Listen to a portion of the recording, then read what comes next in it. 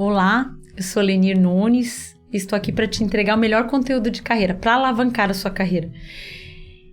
E talvez, com essa discussão do livro, coloque um ponto final, talvez para fazer você enxergar que para alavancar, talvez você precise fazer escolhas hoje de sair de onde você está, ou de parar de insistir em algum projeto que você esteja insistindo, No capítulo anterior a gente falou sobre esperança e desejo, Talvez aí você possa entender que algumas coisas que você está insistindo é um desejo pessoal, é um desejo seu, pautado em ausência de fatos, em apenas desejo. Então, quando a gente fala em alavancar a sua carreira, em alavancar o seu negócio, talvez a gente precise, através desses 12 capítulos, entender que serão 2 passos para trás para dar um salto em direção aí ao seu propósito de vida, Talvez você esteja insistindo em coisas, lugares ou com pessoas que realmente só estão te travando rumo ao teu destino. E como diria Eclesiastes 3, há tempo para tudo. E é tempo para começar algo e finalizar. Sábio Salomão. O capítulo 7, como eu comentei no final do capítulo 6, talvez seja um dos mais difíceis e desafiadores, porque a gente está falando aqui de pessoas, E como o próprio Henry Cloud, como psicólogo, como cristão, como mentor de executivos, ele fala que é um grande risco categorizar pessoas através de métodos simplistas, popularescos ou pasteurizados. Mas aqui ele traz esses 3 blocos, de comportamento, que talvez algumas pessoas tenham transitado por um e para o outro, não seja essencialmente um, ou algumas pessoas não saem de um modelo, de um comportamento, Mas ele traz aqui que é resultado aí de grandes pesquisas, de grandes...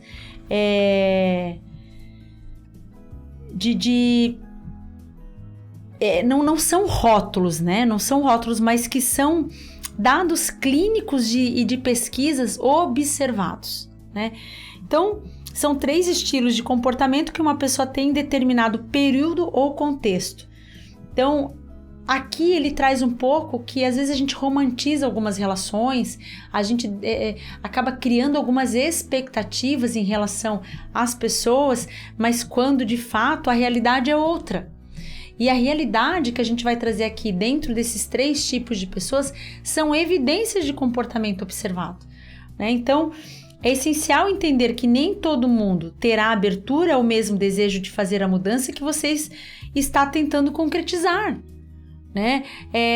Tem pessoas, gente, que não vão verbalizar eu quero, ou eu preciso, ou como a gente falou no capítulo anterior, eu tenho problemas, Ou elas vão fazer isso para garantir o emprego delas ou a condição confortável delas por um período e depois elas vão te deixar na mão, Quando elas perceberem que isso vai ser cobrado, está sendo cobrado dela essa mudança agora, vai ser cobrado depois, e tem algumas pessoas que vão entender assim, eu estou certo, ele não. Então, assim, não adianta, ele vai maquiar um determinado comportamento para se manter, mas o real desejo dele é voltar para a essência,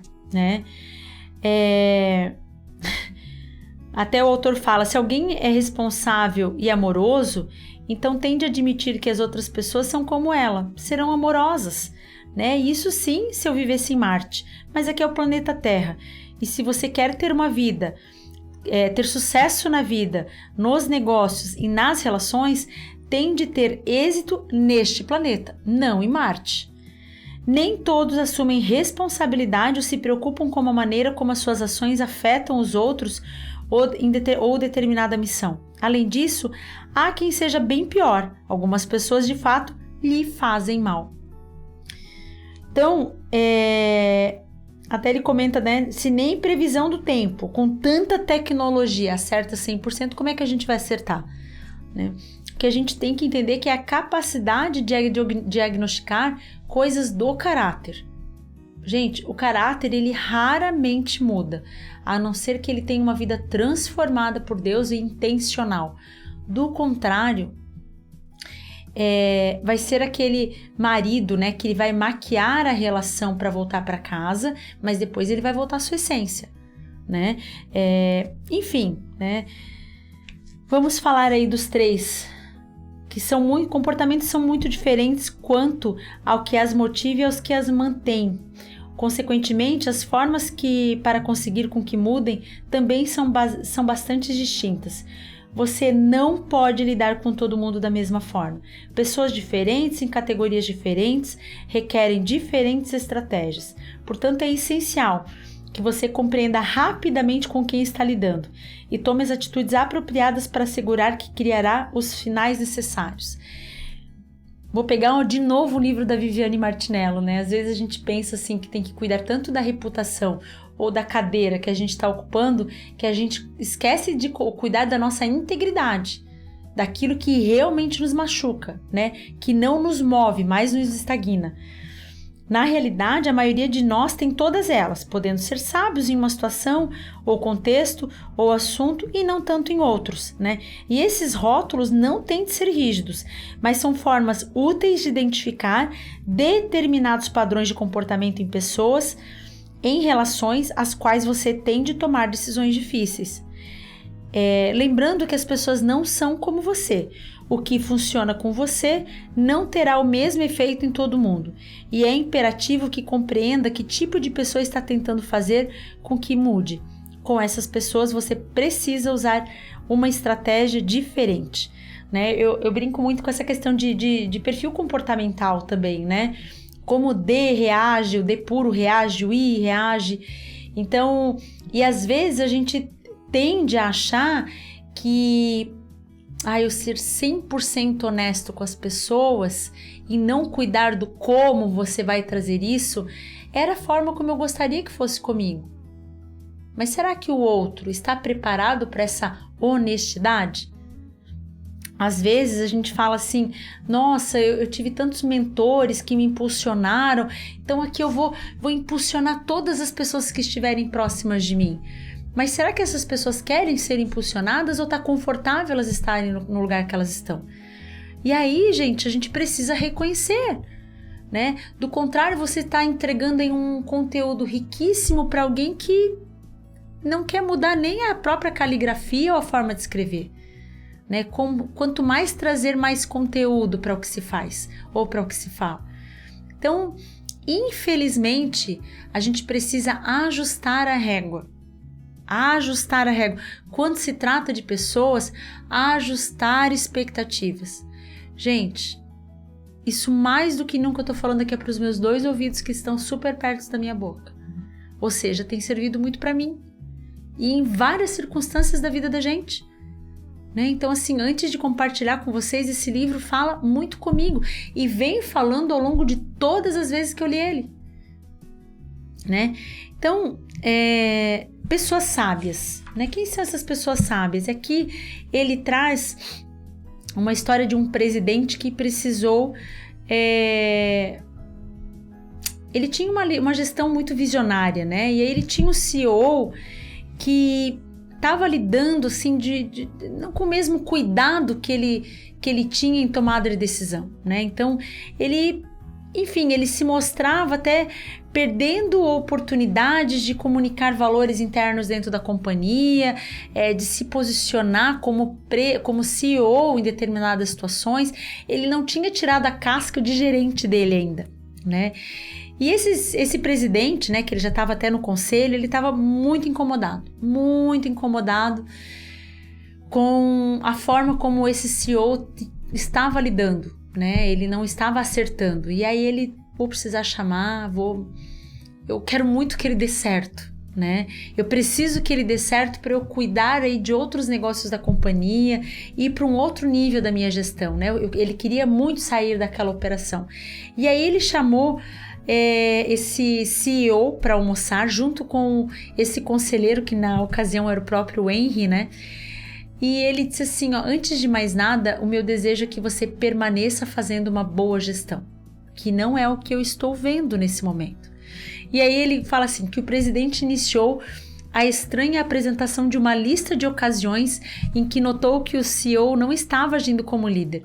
Citou alguns casos em que sentiu que o executivo está agindo como gerente, não como líder, e falou que se ele fosse atuar como CEO, teria de ter atitudes diferentes. Se eu não soubesse melhor do que se tratava, pela lista que ele desafiou, pensaria que estava demitindo o homem. E a resposta, né, do CEO foi refletir, né? Ele ouviu e balançou a cabeça e falou assim, ó: você acaba de me oferecer uma grande lista de coisas que tenho de aprender a fazer para me tornar o grande CEO. Essas são definitivamente minhas oportunidades de crescer. Gostaria de melhorar nessas áreas. Vocês podem me ajudar? O Wayne disse que ele ficou no misto assim de constrangimento e de grande esperança, né? O CEO ouviu com sinceridade a análise a respeito dele e as sugestões de como agir melhor. Acolheu tudo e desejou fazer um esforço para crescer. O presidente e eu, com a ajuda de treinamento e liderança, iríamos, né, obviamente, apoiá-los. Então, a gente saiu daquela reunião ali, eles saíram daquela reunião ali com grande compromisso. Ele se dedicou e descobrimos que realmente tinha dons e habilidades para fazer o que o presidente estava pedindo, mas jamais tivera antes essa oportunidade e apenas precisava de um pouco de exercício. E ele fez tudo direitinho. E ele percebeu que era tido uma grande expectativa dele e nele, né? A partir dele também, né? Então, sabedoria certamente significa muitas coisas, mas sabedoria vem da experiência, tanto dos outros como da própria pessoa.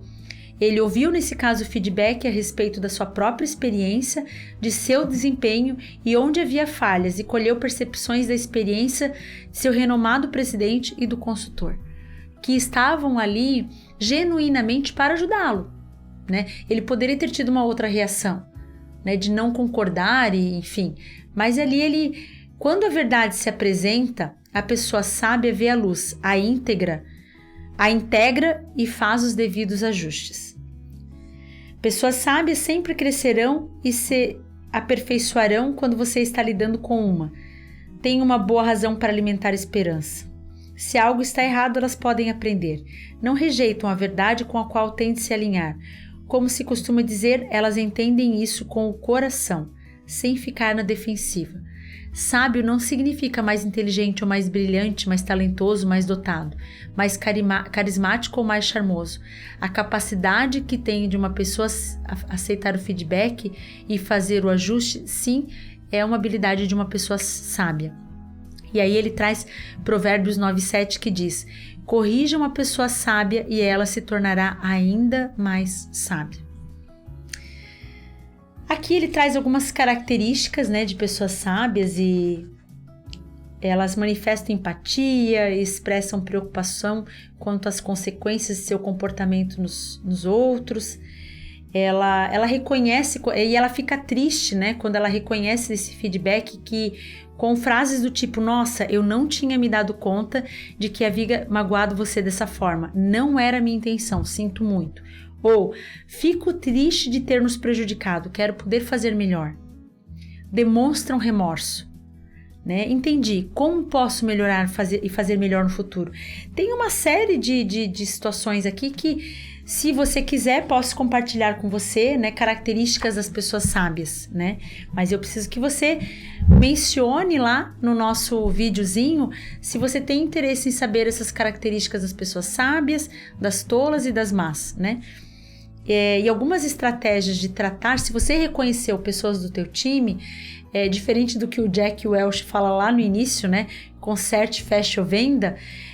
Você não pode consertar pessoas que não aceitam feedback, porque de acordo com sua perspectiva, elas não têm problemas.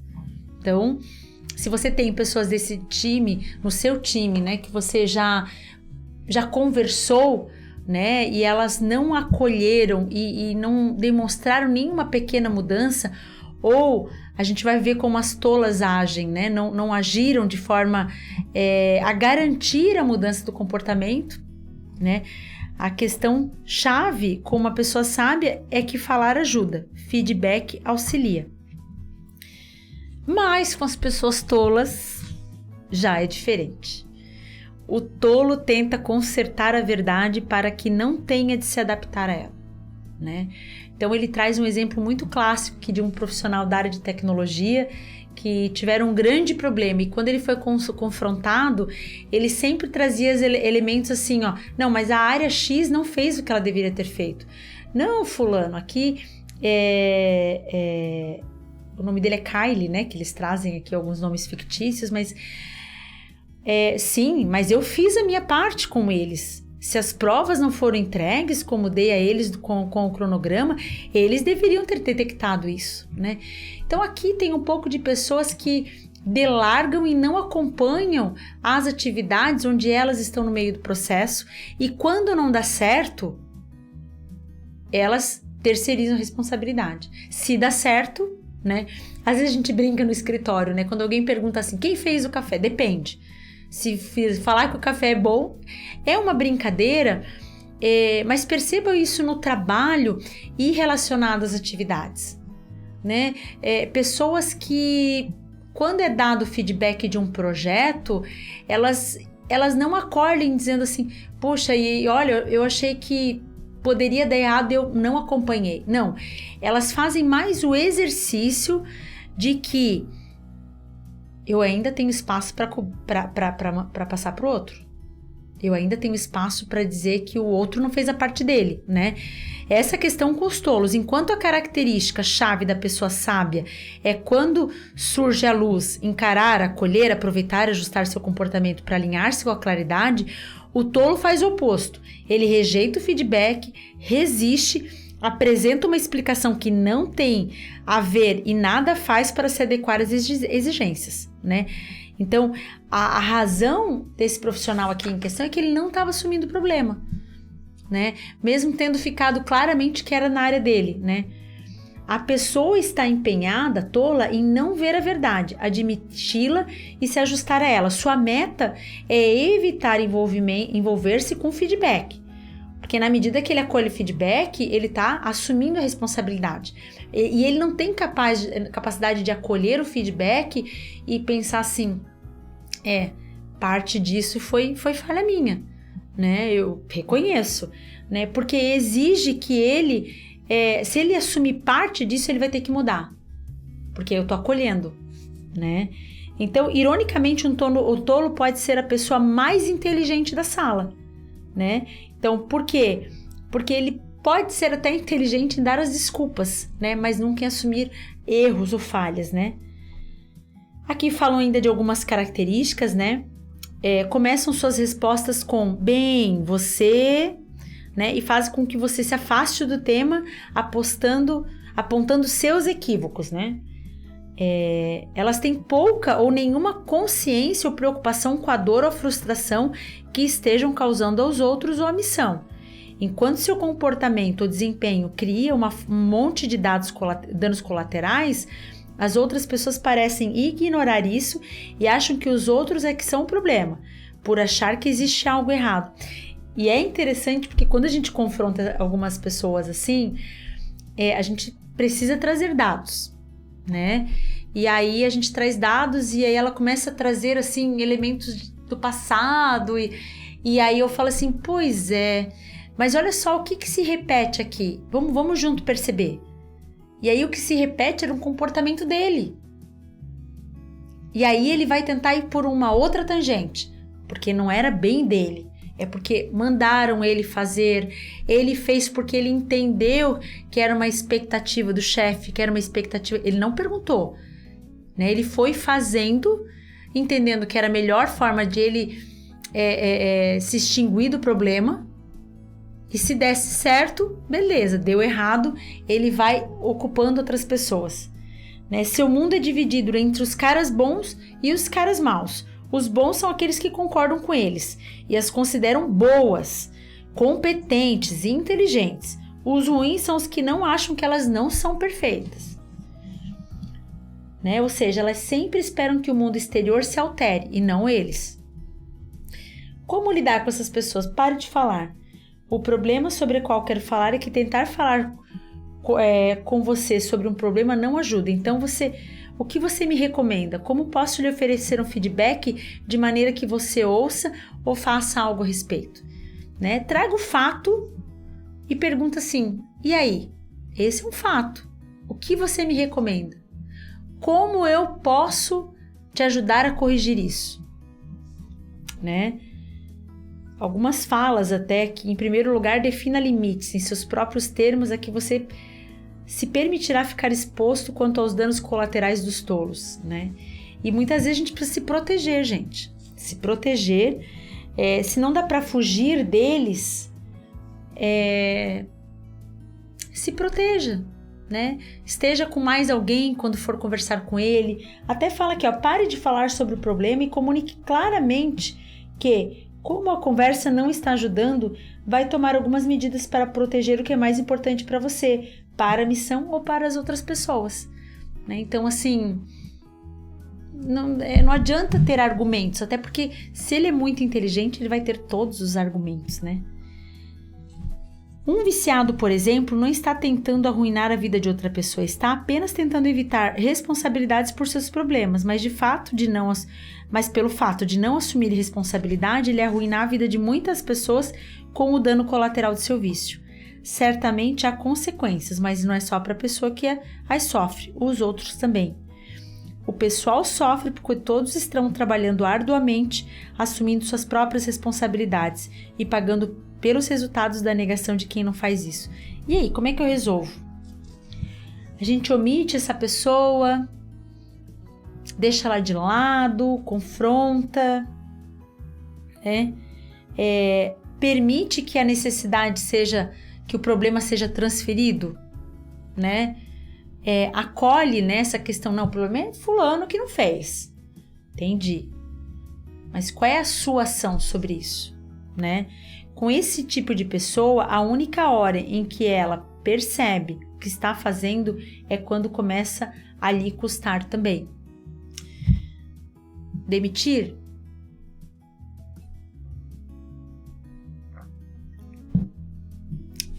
Tirar o bônus? Enfim, né? É muito desafiador, né? Quando a gente não vê movimentos de melhora. Isso é desafiador. Vamos para as pessoas, as pessoas más. Com pessoas sábias, converse, ofereça recursos e terá retorno. Com as tolas, pare de falar sobre problemas, elas não ouvem. E pare de oferecer recurso, elas os desperdiçam. E elas geralmente pedem, tá, recurso, elas explicam que se não tiverem isso, por isso que elas não vão atrás, tá? Elas vão pedir que você faça isso por elas, tá? Mas em vez disso, fixe limites e consequências para elas. Com as más, citando uma canção de Warren Zevon, a estratégia é armas, advogados e dinheiro. O motivo? Você tem de fazer abordagem no modo de proteção, não no de ajuda quando lida com pessoas más. Que forte! Há pessoas que desejam prejudicar os outros e fazer coisas destrutivas. E com elas é preciso usar uma proteção, tanto para você como para sua empresa, seus entes queridos e com qualquer coisa que tenha importância. Elas realmente querem lhe passar uma rasteira. Gente, só uma pausa para comentar sobre um livro que alguns de vocês já devem ter lido, né? Mentes Perigosas. É um livro que fala sobre sociopatia. E, gente, é tão triste, talvez, dizer que essa é a vida real. E o quanto isso está presente no nosso dia a dia, tá? Porque a gente associa muito sociopata com a morte física. E a primeira vez que eu li esse livro, eu já fui ler o Mentes Perigosas também, porque me remeteu a algumas reflexões. Então, assim, entender que tem pessoas que podem não praticar, né, um homicídio, enfim, mas que elas estarão fortemente do teu lado, te desmotivando, dizendo que você não é capaz, dizendo que às vezes assim, não, mas você não é tão bonita assim. Se coloca no teu lugar, né? Pessoas que às vezes no trabalho da gente vão trazer elementos assim, ó, tu tá celebrando o quê? Tu acha que tu é tão bom assim? Sabe? Pessoas que não vão de maneira nenhuma te impulsionar. Então, é bacana a gente entender que existem pessoas más, tá? E que a satisfação delas, como traz aqui o Henri Claude de uma forma muito inteligente, é não celebrar, a empatia zero de responder ao sofrimento alheio, tá? Não existe. O tipo de pessoa que gosta de dar rasteira nos outros é intencionalmente desagregador. Gosta quando alguém erra e tenta fazer com que os outros ou mesmo a empresa fracassem. Portanto, é preciso precaver-se contra ele a todo custo. Quanto mais tempo mantiver esperança nesse tipo de pessoa, mais vulnerável você fica, né? E assim, ó, é triste, tá, gente? Porque às vezes a gente tem que reconhecer, né, como líder, que eu tive esperança na pessoa errada.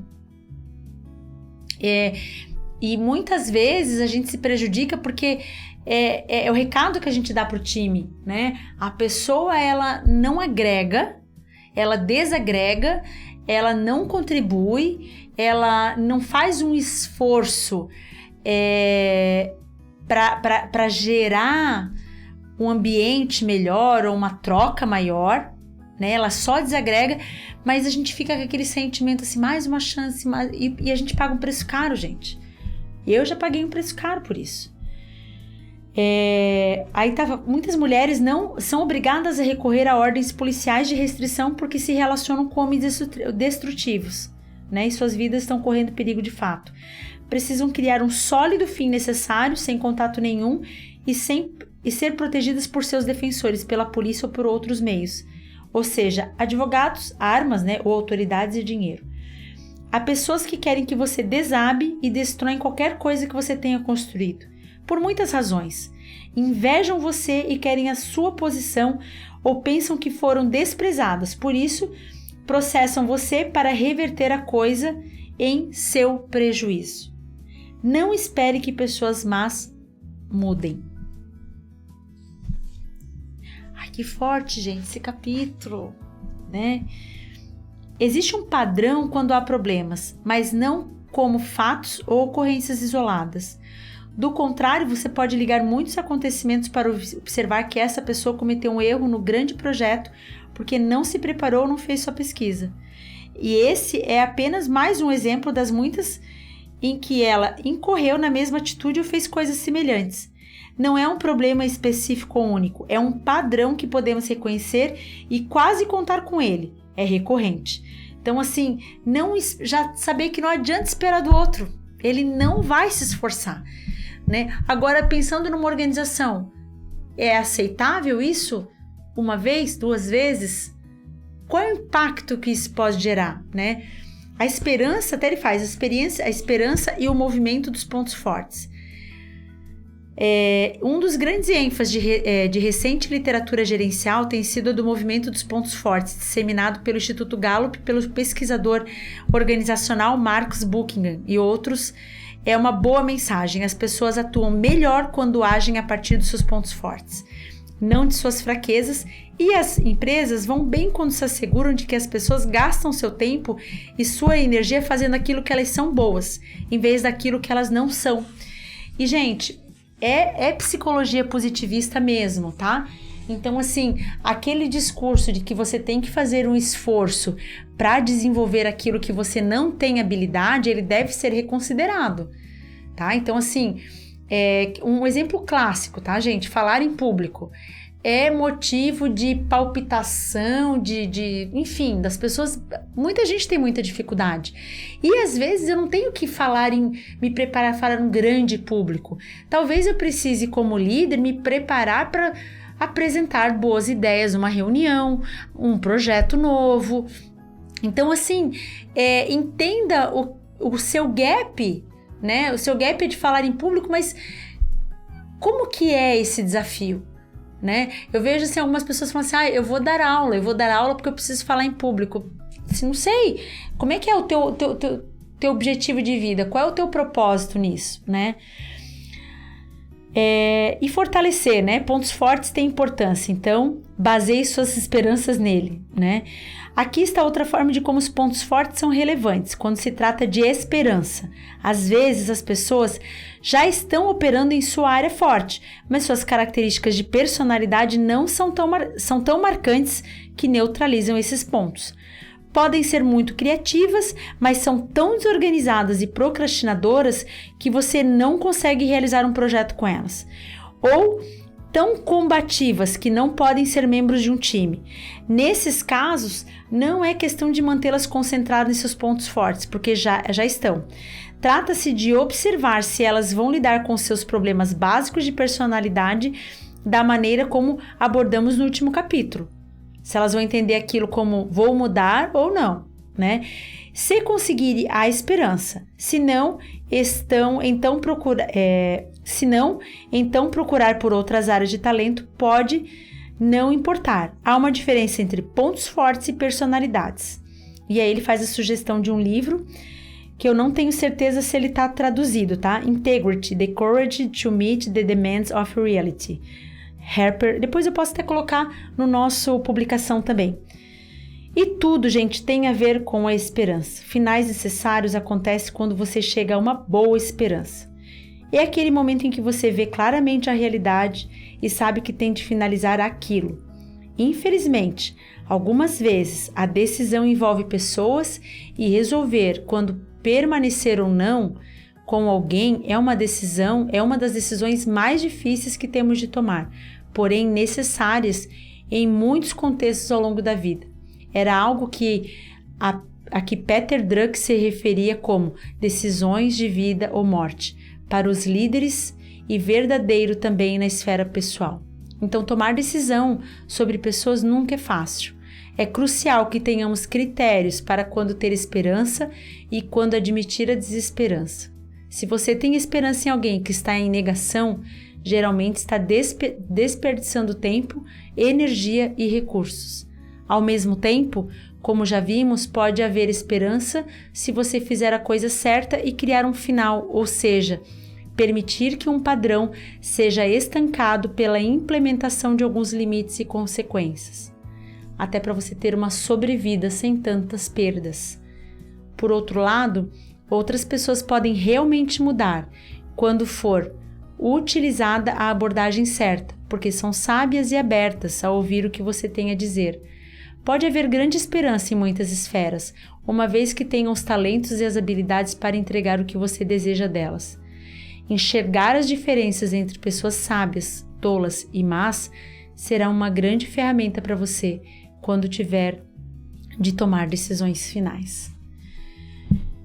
Eu quero saber se você quer a descrição aqui que nós temos sobre características dessas pessoas tolas, as boas e as más, mas você vai ter que precisar compartilhar lá. E aí eu posso aí entregar para você esse conteúdo também, desse livro que tem sido um grande momento, né, de reflexão para algumas pessoas.